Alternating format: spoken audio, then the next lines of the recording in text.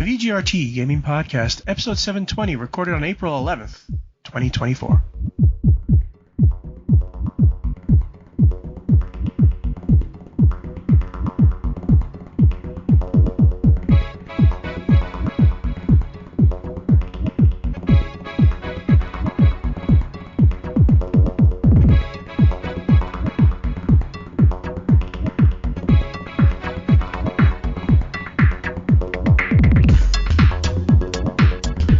Welcome to the 720th edition of the TD Gaming Podcast and 553rd episode of Video Game Roundtable.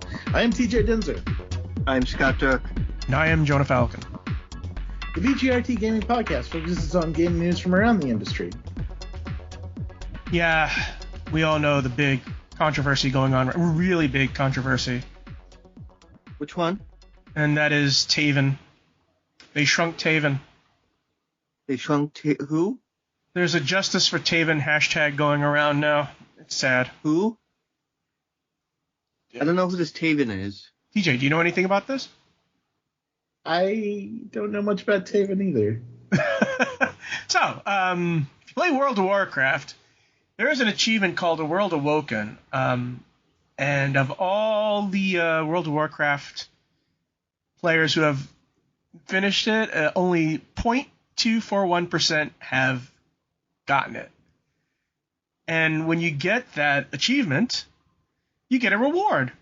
You get a Bakar, which is basically like a wolf dog. Not a wolf, I mean a lion dog. A Bakar called Taven. And he's a really big mount. He's huge. And they've shrunk him. They shrunk him because there's some clipping when you try to ride it. And so he's like a third smaller, and everybody's upset about it who owns Taven. So yeah. Hey, I'd be pissed off too. He looks better when he's big, when he's huge, because he's like twice the size of any other Tavens. And who doesn't want to ride a giant dog? I like riding the giant cats instead, so... Yeah, but you see, the thing is that these are huge. Imagine riding one of the cats in World of Warcraft, except they're like 2 to 3 times bigger than the regular cats. So yeah, everybody who owns it are really upset. I don't play World of Warcraft, so I guess that's why I missed that one. Yeah, not as upset as this woman who had to leave a Yu-Gi-Oh tournament. Well, she wasn't upset. It's just that nerds stink, and they don't wash, and she had to leave because the entire place stunk. Did you hear about this one? Yes, I did hear about this one. Yeah, so it's a Japanese woman, and it's like, she said, she went to her first tournament, but she had to leave, and it wasn't because she lost, but she just couldn't stand the smell. She said, some of the women smell, but the men are a class of their own. And, yeah, I have to say this, I am not surprised at all. A, it's Yu-Gi-Oh! And B, it's male gamers. And here's the thing, you can't smell your own stank, but other people can. And I'm not completely sure that Yu-Gi-Oh! Players are cognizant of the fact that they stink. That's the first time I've heard of an actual community that stank as bad as I don't know if you know this but playing place. Yeah. The Smash community was notorious for that. Like the joke in the FGC was Smash players are showing up, bring extra deodorant to pass out. And of course, remember the early years of PAX? There was something called Nerd Flu because people don't wash. They used to joke that the Smash community should be sponsored by Speed Stick because they need it. And the guy got defensive. He says, I think I'm okay because I take a bath once a day. Saying that people who play Yu-Gi-Oh! Stink is a prejudice. In the past, the smell was a problem. So we took... Yeah, I saw it on like another site, Honors. Go ahead. But anyways, so we took measures such as installing commercial air purifiers. I've heard that the smell has improved since then. So here's the things I'm taking away from that. One, it was a problem that you noticed. Two, is that the smell has improved. Okay? That doesn't mean it's gone away. It's just improved. It's just, yeah. People, and here's the other thing. You just can't dunk yourself in a tub and expect to be clean. No. You have to shower, and you got to take out that soap. Okay? I don't know. Maybe soap is too expensive in Japan. Of course, I'm saying Japan. United States here, too. So, yeah. Hello? That is so incredibly embarrassing, though, that you would have an entire event just define a person's experience. That is especially that kind of thing, because that's something that stays with you. I know. I've been to a convention where I had to get in an elevator with someone who stank to high heaven, and it's something that I can't forget. And the way you imprinted into your mind. The way you look, and for those who don't know, TJ is a big old bear. People would assume that he stinks, but he doesn't. Oh, that's not fair. I take very good care of myself. I said you don't. I mean, but you look like a big old bear. You're the stereotypical guy who you think, because it's always the guys, the neckbeards, the big bearded guys, with crumbs in their beard and, Anyways, yeah. So I just found it amusing. So we're going to move on to quick news. Star Wars Outlaws has a release date. It's going to come out on August 30th this year. But people are looking at some of the editions, the $100, $110, $130 editions. And, yeah, there's season passes and all that stuff. And do you need we remind that Star Wars Outlaws is Ubisoft? So we know it's coming. With? Oh, the typical not live service, but typical Ubisoft stuff. I meant are there statues or something? Or... There's clothes. There's a pet game pass because there's probably going to be DLC. It's a typical Ubisoft open world thing. So you know what to expect. Digital. So yeah, here's the thing. I'm really interested in Star Wars Outlaws because what I've seen is good, but this makes me nervous. Yeah, that's a lot of money. That's a lot of money for one game. That and for it to when you see stuff that's over $100, that usually means that you're getting a pretty fancy collectible to go along with it. But this is mostly just the base game and season passes, right? And early access? I'd have to check it again. Because, for Elden Ring, if you pay $130, you're getting a freaking awesome statue of a character to go with that, or a helmet, or something rad. Yeah, Baldur's Gate 3 had stuff like that. It had a map and a statue of an Ithalid and just a whole bunch of stuff. Badges and stickers. So, yeah, if they're not giving you, really cool, limited collectibles to go with that $130 price range is ridiculous. Okay, so, with the regular $70 game, you get pre-order bonuses if you buy it early. If you buy the $110, you get the base game, the pre-order bonus, and 3 days early and a season pass. The season pass includes story packs. And if you get the $130 version, you get 3 days early, season pass, a Rogue Infiltrator bundle, which is basically cosmetics, a Sabak Shark bundle, which again is cosmetics, and a digital art book. By the way, I just got my physical Psychonauts 2 art book. 2 years after the game was released. I finally got I will say, no, it's a big old art book, It's a big, heavy one, too. I haven't opened it from the shrink wrap yet. I'll probably do it at some point. The last thing I'm supposed to get is a Raz plushie. But most importantly, I got my brain in the game, and that's all that matters. You were one of the bigger backers for that one, right? Yeah, I was. I got everything. I was one of the big backers.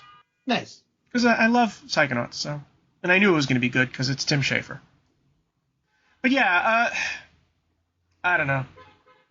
I mean, this is the sort of thing in which I'd buy just the base game, and then, 2 years later, I'll get all the other DLC, which has been marked down to almost nothing. That's what I did with Marvel's Midnight Suns. I got the Ultimate Pack for $20. I got everything, the game and all the DLC that was ever released for $20. So you know that it's going to drop at some point. See, that's the thing. People have to understand patience. Be patient. You don't have to buy everything now. It's It's always that FOMO, right? Like people complain about like not being able to. The times when people complain about the having to pay too much for something, it's usually cosmetic or usually something that they don't necessarily need for the base game. It's Horse armor. Horse armor. Horse armor. Yeah. Palworld's PvP arena is coming this year with 3 versus 3 PAL battles, and you knew this had to come. How could you not have this? I mean, who doesn't want to have, Pokemon battles, 3 versus 3? Yeah, and it's kind of surprising that this didn't come in like earlier. Well, it is. It's early access. I mean, it's not like it's. People have to remember, it's not a finished product. Sure, but you were always able to engage with other players because it's a multiplayer sandbox. So it's kind of surprising that it took until now to actually give PvP to the game. Well, that's the way it is.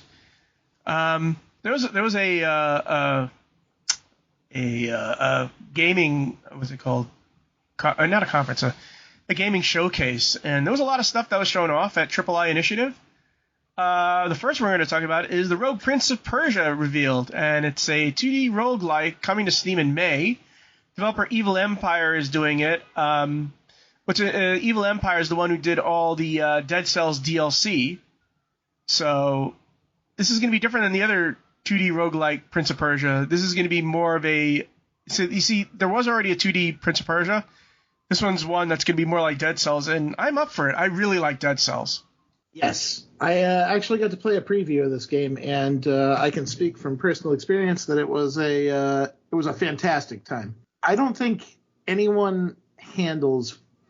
There are only a handful of devs that handle fluidity and combat and motion the way that Evil Empire does it. And that ability that they have behind them lends itself well to Prince of Persia, where mobility is such a it's almost like a part of the series identity is being able to do crazy movements. And then there's the fact that it's just like taking what they know about roguelike and applying it to Prince of Persia. It fits so well. Like there was all sorts of different weapons that you could collect along the way. Some of them are more powerful. Some of them do different tricks. There's also like amulets that you'll get that will allow you to power up your stuff. Like there's a parry in the game, and if I got a certain power up at one point, that if I parried an enemy, it would poison them. And you can power those power ups up even further because it's like you get a 4-slot bar to put your power ups in. And they have bonuses based on where you put them in relation to each other. And it's kind of hard to explain with just words and no pictures, but like you might put one in between 2 other power-ups, and it has a bonus that powers up those 2 power-ups beside it. But altogether, like the game was just the combat, the movement, the music, the art, everything was awesome. And they're going to be going into early access with this game in May, not because they want the game is like still rough and rugged, but because they've got a great foundation. They just want to continue to build more levels onto the game as players give them feedback on it. Yeah, and there's no limited time Epic Games exclusivity, so they're really going to be pushing this game. Probably going to be a $30 game. Yeah. And I'm very excited for it. Most people should be. If you like Dead Cells, you absolutely have to check this out. If you like Prince of Persia, you have to check this out because it's a good mix of both. By the way, speaking of Dead Cells, they also showed off the Risk of Rain 2 crossover with Dead Cells. And on a side note, by the way, Vampire Survivors is finally coming to PlayStation. Yes, and not only is it coming to PlayStation, but it's getting a big fat Contra DLC, which is weird considering like they're partnering with Konami and not and using Contra instead of Castlevania. That's really funny to me. The guys do weird stuff. They do, and I think it's hilarious that that's the DLC crossover they went with for Vampire Survivors, was bringing Contra to the game. And not just Contra, but like deep cut Contra. They're bringing Brad Fang from Contra Hardcore into the game as a playable character, who, if you didn't know, he's a werewolf with a machine gun arm. I thought it was Castlevania. What happened? Castlevania did a crossover with Dead Cells a little while back that you might be thinking of, but Vampire Survivors has never crossed over with Castlevania yet. Did I see? I guess the video was wrong then. I thought Yeah, that's the one that hasn't happened with Konami and Vampire Survivors yet. But maybe someday. But for now, we're getting a kick-ass Contra bundle. It's kind of, what the thing is that there's such a Castlevania aesthetic to Vampire Survivors. Maybe if you thought it was already there. Because a lot of it just reminds me of Castlevania in the first place. So it's like, how would it make itself different? Okay, I'm looking at the official trailer from PlayStation for V Rising Legacy of Castlevania gameplay trailer 1 day ago. No, we're talking about Vampire Survivors. You're talking about V Rising. Oh, god damn it. I keep getting these two games confused, I swear. Okay. You said Vampire Surviving. Okay, I don't know why I keep getting these two games confused. Vampire Survivor is the top-down pixelated auto battler, and then V Rising is like an isometric RPG. Okay, by the way, Vampire Survivors inspired a few other games that are the same ilk, so... And they're also pretty good, too, so... Now that I have that straightened out in my head, it actually does make sense, because Contra is all about bullet hell, and Vampire Rising looks exactly like that kind of thing, which I don't like. Or at least that's not my jam. I'll put it that way. It's not my jam. And so it makes sense that they would get a running, gunning type characters to do that. Whereas V Rising was the one where you're isometric survival and you can be Alucard, and that makes sense to me. That actually makes sense to me. Okay. There's another Stardew Valley patch on the way with a new fishing and mine relating stuff, and someone really needs to get Barone out of his house. Did he chain himself there? What's going on? He seems to be pulling the head of Studio Ghibli. Okay, I'm done with this. I'm done, and then he keeps coming back to it. He must really love Stardew. Maybe that's all. Maybe he's never going to make another game in his life. Oh, he's supposed to be making that chocolate game. But what time is he spending for that chocolate game? What's going with the chocolate game? Did Barone just say... Maybe he got allergic to chocolate, or... I mean, he must be in a stable position that he can keep working on Stardew. Yeah, but he's making another game. Why is he not working on his new game? How do you know he's not? I mean, because he's working on Stardew Valley!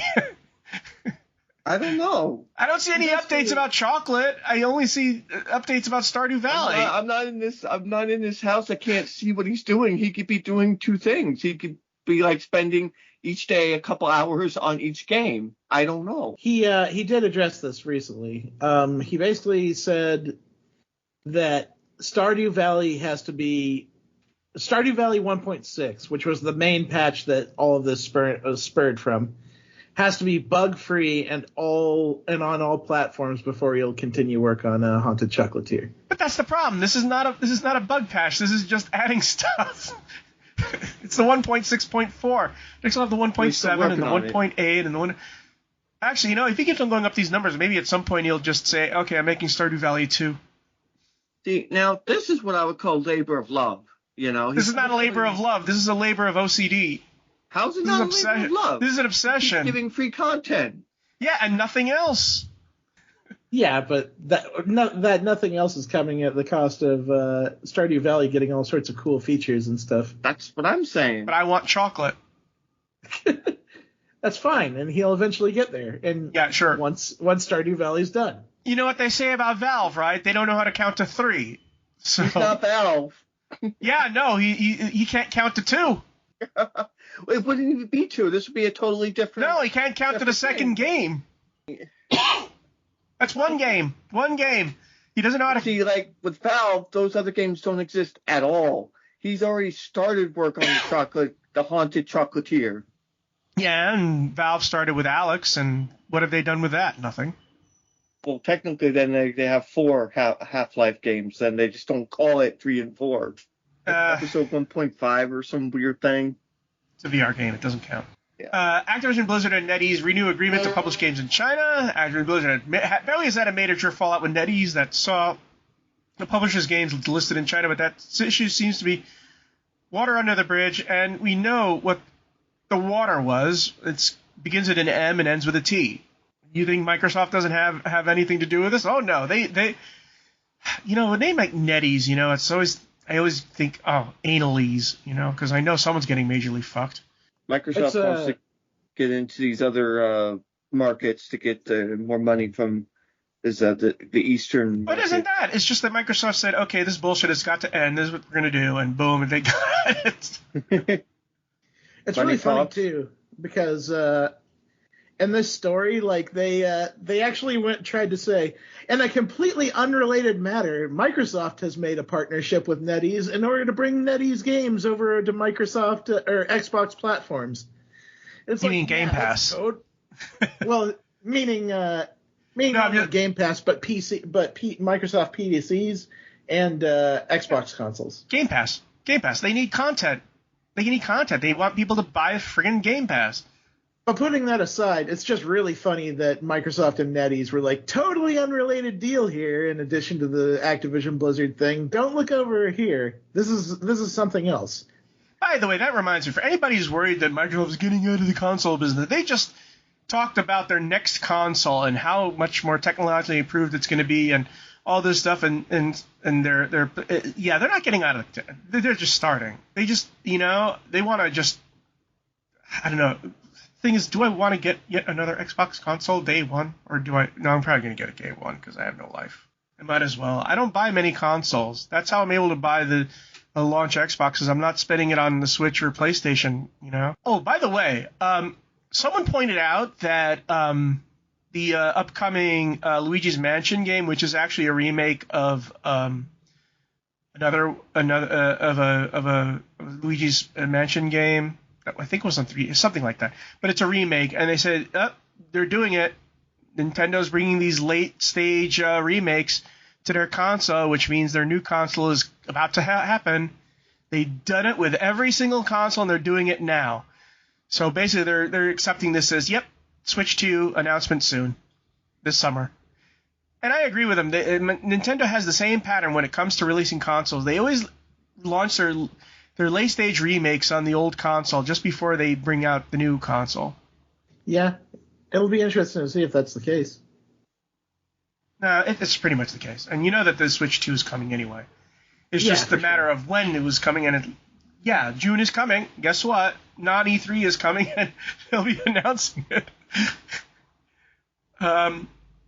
Free updates coming to Fallout 4. Bethesda says the update will deliver 60 frames per second and increased resolutions on PS5 and Xbox Series X, and the PlayStation 4 and Xbox One will get a free update as well. And also PC gamers will get widescreen support, ultra widescreen support and other goodies. I'm pretty sure it has nothing to do with the Fallout TV show. Absolutely nothing to do with it. But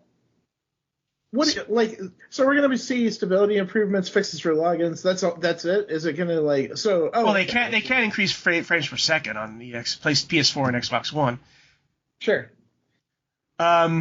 Speaking of the Fallout TV show, it's getting rave reviews. Yes. And everybody's talking about how saying they saw me in the last episode doing a lot of stuff, but mostly me glaring at Maximus. So if in the last episode, check me out. I posted what I looked like on Twitter. Yeah, so I didn't expect the show to ever be bad, but it's been kicking ass, isn't it?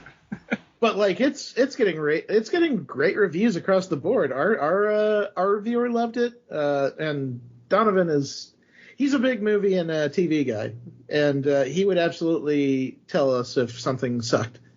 See, the main thing with Fallout is tone, and they got the tone right, and everything else fell into place. Yeah, and from the trailer, it looked really good, so I knew that they hit the tone right, it seemed like to me. I haven't watched it yet, though. Also, I'm going to tell everybody something. Almost everything in that show is practical.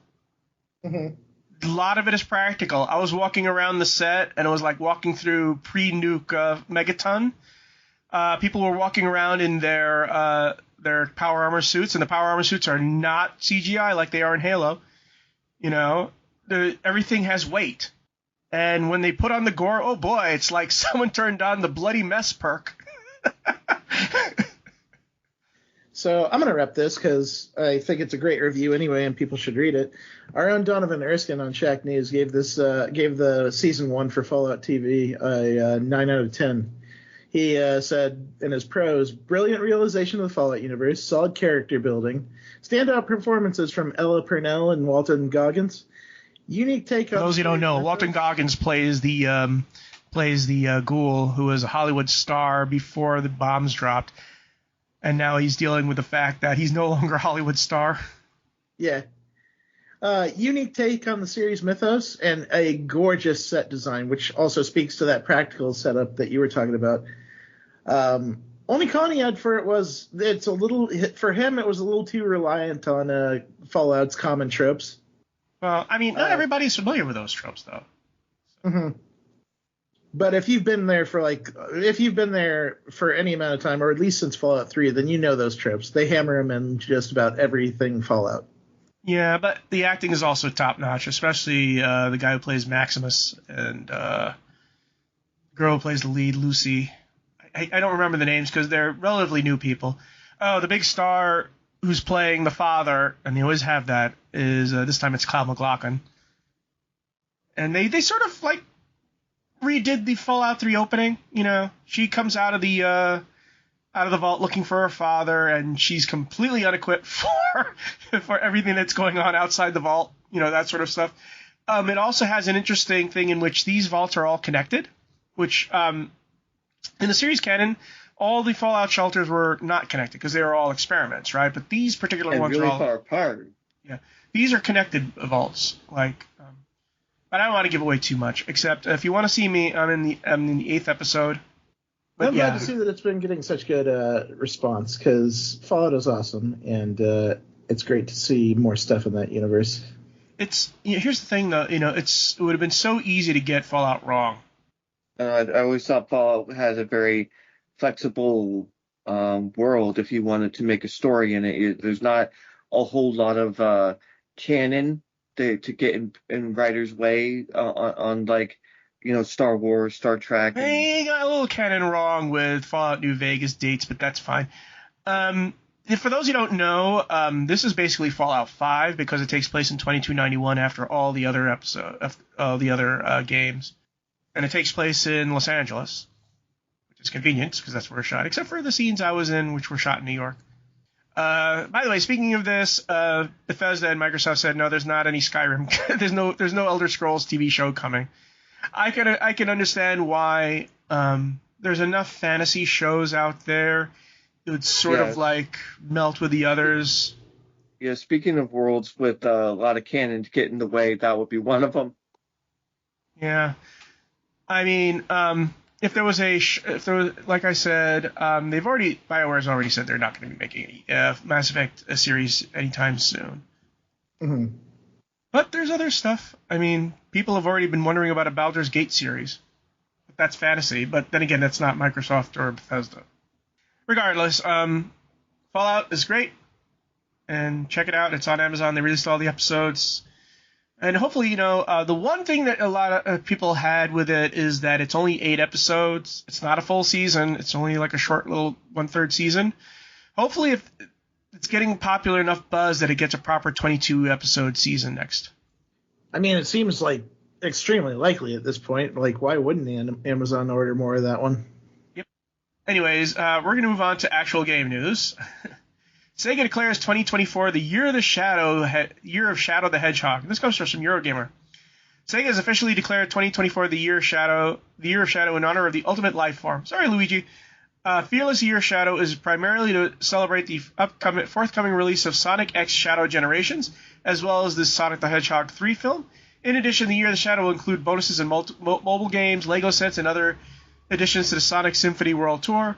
Both the mobile games Sonic Forces and Sonic Dash will include special events where people can unlock Shadow variant characters like Super Shadow, Vampire Shadow, Sir Lancelot, and Dragon Hunter Lancelot.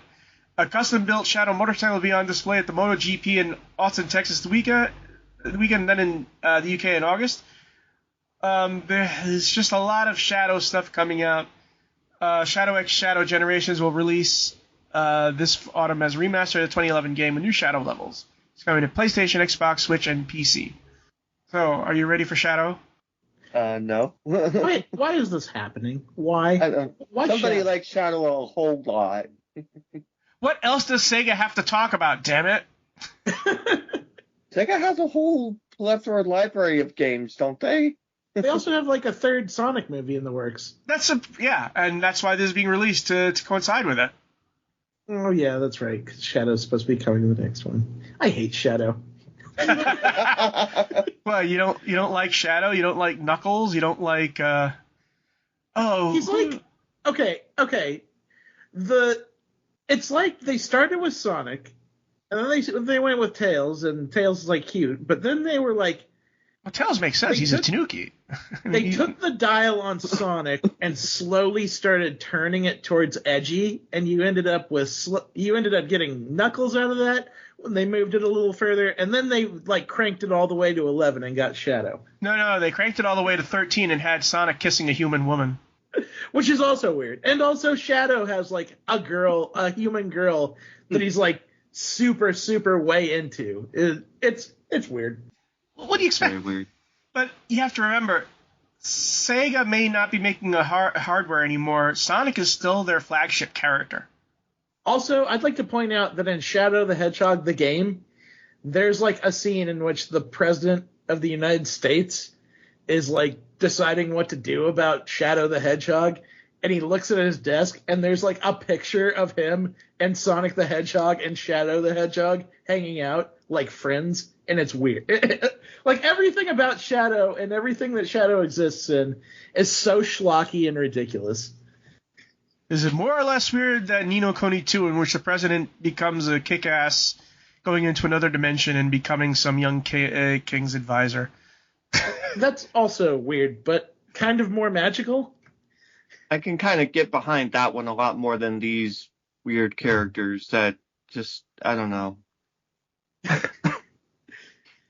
It's just, you see the president look down at the photo on his desk like, man, we used to be friends, me and those hedgehogs. God. See, like, we could have a whole episode dissecting Ni no Kuni 2. This is just a 13-year-old middle school fan fiction. It makes perfect sense. Has become the president could have owned a Genesis 20 years ago when he was in college and he was playing Sonic. You know? Yeah. Shadow the Hedgehog is the cool, like, Diamond S that you would write in your notebook in the 90s personified.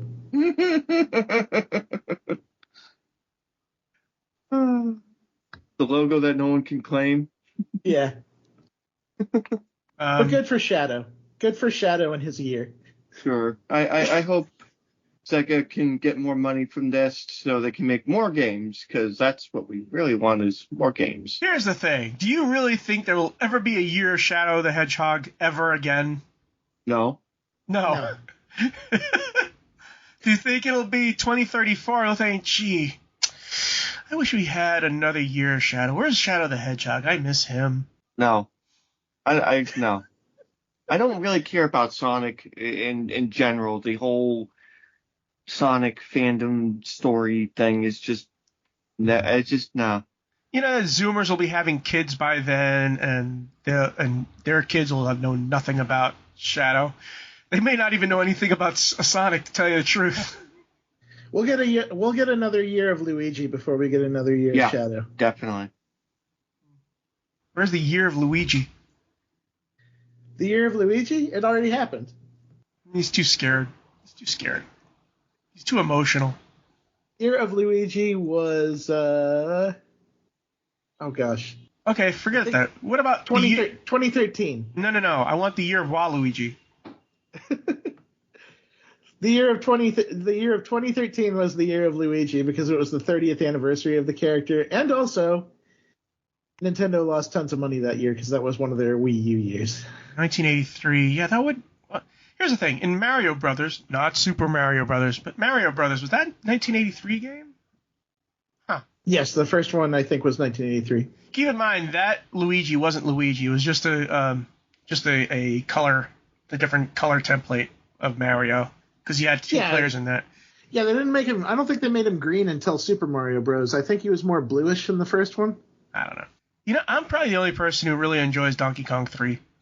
People who don't know, that doesn't have N Mario in it at all. It has some guy who's using a bug spray. And for some reason, he's using it to pump bug spray up Donkey Kong's ass. 2013 was an apparent financial failure for Nintendo, losing $457 million in total due to the poor reception of its Wii U games. Wii U. That's the other legacy of the year of Luigi. Slay the Spire releases in 2025. Slay the Spire, the brilliant roguelike deck builder that was first released in early access in 2017, is getting a sequel next year. It was announced with a teaser video at III Initiative Showcase today. Near the end, we see that the Slay the Spire's 3 launch characters, the Ironclad and the Silent, and a new skeleton character. And it's interesting with the new skeleton character. The skeleton character only has 35 hit points, which tells me either they have intangible or they have something that gives them 2 permanent hit points every time you kill an enemy. That's what I'm guessing. But the main thing about Slay the Spire 2 is that it was going to be in Unity, but then Unity decided to fuck all developers, and they decided, yeah, we're going to Godot. Unity backtracked on the fee change, but Megacrit said, yeah, we're just going to stick with Godot. It looks weird, but it looks like beta graphics at the moment. Yeah, but how exciting. We're getting a full-on sequel to that game. You talk about that game almost all the time, Jonah. How do you feel about it? I'm playing Balatro.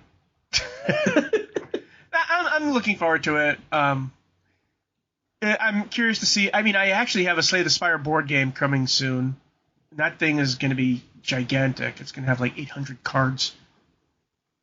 Like I said, until I start playing it, I really don't have any opinion on it yet. What I'm hoping is that the game is a little longer, because in the Slay the Spire, there's only 3 stages before you have to go after the heart. I'd like it to be 4 or 5 stages, and it'll be interesting to see what changes they make. I don't think there's going to be that many changes. Just more. Yeah. And then, we see some characters here, the Lich. That's the newest character in here. What do you think of it? As far as compared to the other archetypes I told you, they've had in the first game? He has 35 hit points.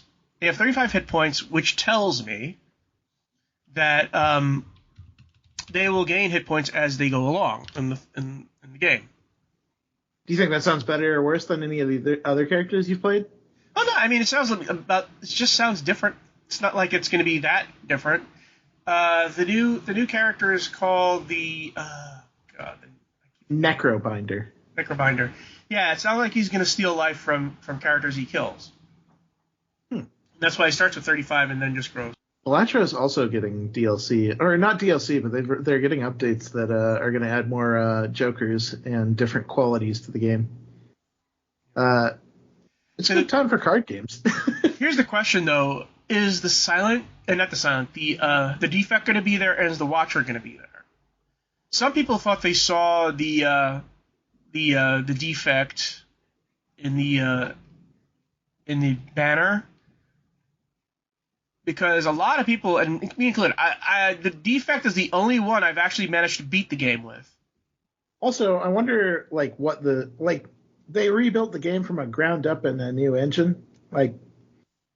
We've seen a few different companies make engine switches these last few years, and it sounds like Megacrits was heavily because of Unity screwing the pooch last year. No, they specifically said it was because of Unity screwing the pooch.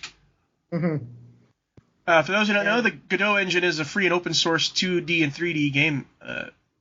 Yeah, and just like we said with Tekken recently, which obviously Slay the Spire is not as a big of a budget game as Tekken, but Tekken 8 got rebuilt in an entirely new engine, and it made the game look gorgeous, but also it comes with its own physics issues.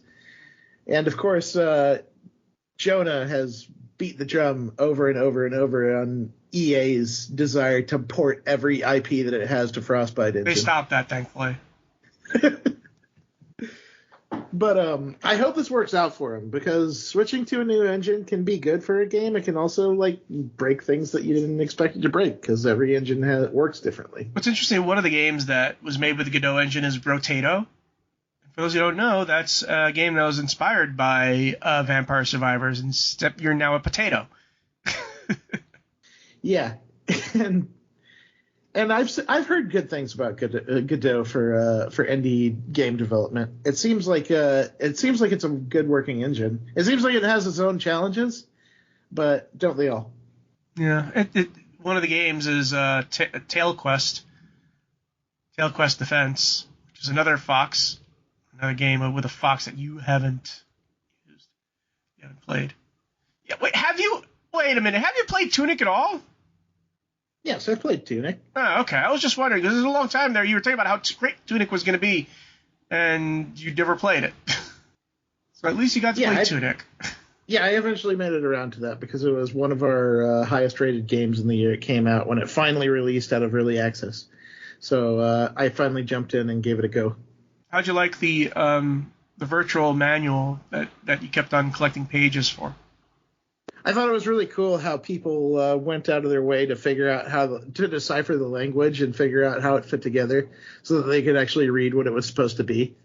The concept that they had was really cool because you have a lot of these powers at the beginning of the game or abilities, but you don't know that until you find the page that tells you, hey, do this, and you can just do it, and it's so cool. The difficulty ramps up kind of quickly, though. That's the only turnoff. I mean, it's kind of incongruous. But what can you expect? Anyways, we're going to move on to the next item. Go ahead, TJ. EA denies rumor that it canceled an in-progress Dead Space 2 remake from PC Gamer. After last year's well-received Dead Space remake, one might have expected EA to put a team at developer Motive on a remake of Dead Space 2. It doesn't look like that's happening, though, because EA announced this week that the Dead Space remake's leads are now gathering a team to work on the Battlefield series. Another team at Motive continues to work on the studio's Iron Man game, and unless it's a big secret, no one there is remaking Dead Space 2. According to Giant Bomb's Jeff Grubb, EA and Motive had planned to remake Dead Space 2, but the project got canceled due to poor sales of the first remake. Without specifying exactly what about the claim wasn't true, that a Dead Space remake was ever planned at all, or that it was canceled due to lackluster Dead Space 1 sales, EA has denied Jeff Grubb's assertions. We don't normally comment on rumors, but there's no validity to this story, said an EA spokesperson. Grubb stands by the information. Dead Space 2 was definitely being planned, he tweeted. It had a code name, and they aren't making it now. The Dead Space remake was mentioned once during EA's Q3 2023 earnings call, which took place just after it came out, when EA CEO Andrew Wilson said that it had earned high praise from fans and critics alike, being dubbed a new benchmark for remakes, and even one of the best games of all time. The remake isn't mentioned in the transcript of any subsequent EA earnings call. Which is why I believe EA here. They might have said, if this does well, we're going to make it, but they weren't even going to start developing anything until it started making money, and the thing didn't make any money. So, yeah, I don't think they ever had... I mean, the most I think they did was basically plan, okay, so just get ready. If this sells well, we'll start up on Dead Space 2, but never happened, so they never started. Yeah, I mean, it would be cool to... I think that Dead Space was the game in the series that had the least to gain from a remake, but I still wouldn't have minded playing that game with zero loading screens, seamless animation, like the upgraded graphics, and the flamethrower. They made the flamethrower so damn good in the first Dead Space remake. It was like a useless weapon in the original game, and they turned it into a monster in the remake. I love that weapon. So I wouldn't mind going through Dead Space with that flamethrower, or Dead Space 2 with that flamethrower in a remake.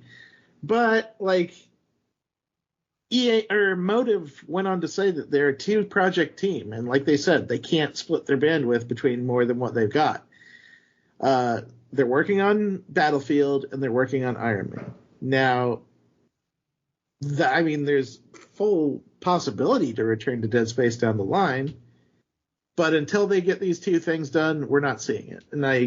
So it really depends on when the next Battlefield is coming out and when the next Iron Man is coming out. I would look more at the next Iron Man as the spot of where they might jump into Dead Space again, because once they work on Battlefield, it's an ongoing shooter, and they're going to continue to work on updates and DLC and new content drops and all that stuff. Whereas Iron Man, who knows what happens when that game finishes? It probably just comes out and that's it, unless they plan like a big DLC expansion for it. Yeah, just expect the Iron Man game to be a lot like Marvel's Guardians of the Galaxy, because it's led by Oliver Pruitt, who did that game. So expect something similar to Marvel's Guardians of the Galaxy. They also did Star Wars Squadrons, and I enjoy that game too, especially in VR. I mean, Star Wars Squadrons is a totally different game in VR. Mm-hmm. But yeah, like I don't think it's the last we've seen of Dead Space, because they did a great job on that first Dead Space remake. Even if it didn't sell well, it did. It was just an incredible game. I'm willing to bet you they won't make a remake of Dead Space 2 anytime soon. What they're going to do is use the good buzz done by their Dead Space remake to do a new Dead Space game. A Dead Space 4, except they're not going to call it 4. They'll call it Dead Space : something, you know? They should call it Dead Space 3, but better. Dead Space 3, but no co-op. Yeah, if any game ever needed fixing and polishing and uncrapifying, it's Dead Space 3. Nah, I think they'll just go with a new game and just ignore the baggage, you know? Mm-hmm. That'd probably be the way to go. Just completely blot Dead Space 3 from history as if it didn't happen. Last item, go ahead, Scott. Okay. The Dread are the new enemy faction coming to Destiny 2. This is from Shack News. Destiny 2's final shape preview live stream yielded a plethora of details about the next major content expansion for Bungie's live service game. Among the new content highlighted during the stream was the Dread, a new enemy faction that players will face off against during the final shape. Several images of concept art were shown, giving us a look at a unique design of this new enemy type. This includes winged creatures and humanoids that wield spear-like weapons. Most notably, the Dread marks the first brand new enemy faction in Destiny 2 since 2018. The game has seen several remixes and evolutions of existing enemy types, but this will be the first batch of adversaries in quite a while. We'll see exactly what the Dread is made of when Destiny 2 Final Shape launches on June 4th, 2024. As for the other news out of the latest developer preview, we also learned that the players will be able to equip both light and darkness abilities through a new prismatic system. And oh boy, this better do well, or else they're going to get swallowed. Yeah. I have no investment in Destiny. Sorry. No, it's fine. I will say, so Shack News is a huge Destiny 2 site. We have a couple players that just dig into everything the game has, and they have their fingers on the pulse of the community. Destiny 2 has been in bad shape for a few months now, and it wasn't just the firing of a whole bunch of people that soured folks. They also kind of I would say underperformed with their last expansion. Folks didn't like it that much. And then with the layoffs, the Final Shape expansion was supposed to be out already, but got delayed quite a bit. So they've been having a new season to make up for it. And they're kind of winning people back with the stuff. The current session of content is called Into the Light, and they've been using it to build up to what the Final Shape is going to be. And people have been pretty happy about it. They've been delivering some pretty cool guns. They've been delivering some pretty cool quests and raids. And the features that they've been showing for the Final Shape look like they're going to be pretty good. For one, this is going to be they're going to launch this prismatic subclass, which is going to be the first time that Destiny has allowed you to mix subclass abilities together. And that's a huge thing, because being able to mix arc grenades with strand melee, or stasis melee, or stasis grenades with solar grenades or something. It's something that you've never been able to do in all of Destiny, and it's going to allow people to be way more creative with their builds and create different kinds of offense and defense and interesting setups. Yep, and like I said, if this doesn't do well, then Sony's just going to eat them up. Yeah, I was down on Destiny and Bungie for a bit and I still think that they're not quite to. I don't think they're going to get back to the highs that they had, but I do think that they're starting to convince people that they might be back on track with what they're doing. The Into the Light content has been getting people back on board. It kind of looks like they may be able to pull this off. We'll see. Bungie always is they're the worst at getting things out on time. They need to be given extra time to get things right. Yeah, they do. And I think having Sony overhead kind of stresses them a little bit because now they have a corporate entity that is like, we need to keep a schedule. We need you to get this out in this quarter. Like Microsoft just said, "Oh wait, Halo 2 is not finished. I'll just slice it in half and we'll fix it. We'll fix the rest of it in Halo 3." I mean, but how many games have we seen at EA or Ubisoft or Take-Two Interactive that got ruined by the fact that the overarching executives needed a game to be out in a certain quarter? Yeah, ever heard of Anthem? Yeah, yeah, exactly.